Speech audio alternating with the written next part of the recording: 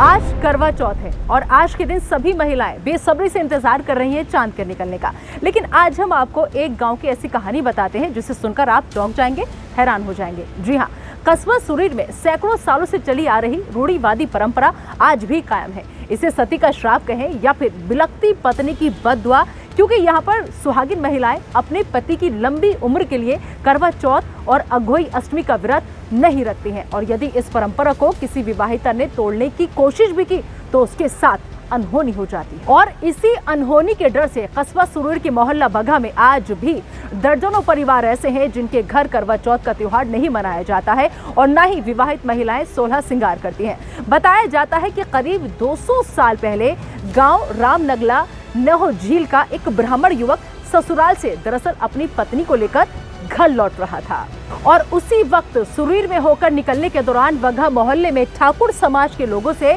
भैंसा बुग्गी को लेकर दरअसल विवाद हो गया, जिसमें इन लोगों के हाथों ब्राह्मण युवक की मौत हो गई थी।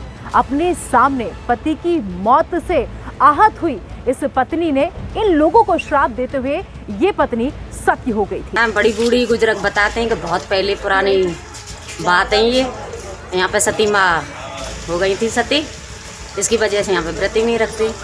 और इस घटना के बाद मोहल्ले में मानो कहर आ गया था।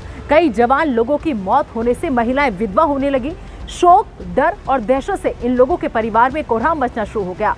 कुछ समझदार बुजुर्ग लोगों ने इसे सती का श्राप मानते हुए क्षमा याचना करते हुए मोहल्ले में मंदिर बनाकर बाकायदा सती की पूजा अर्चना शुरू कर दी। पूजा अर्चना तो शुरू हो गई, जिससे सती के कोप का असर तो कुछ थमसा गया, लेकिन इनके परिवार में पति और पुत्रों की लंबी उम्र को मनाए जाने वाले करवा चौथ और अहोई अष्टमी के त्योहार पर सती ने बंदिश लगा दी थी। और बस क्या था, जब से वो परंपरा ऐसे ही चली आ रही है और यही वजह है कि हम कह रहे हैं इस गांव की महिलाएं करवा चौथ का व्रत नहीं रखती हैं।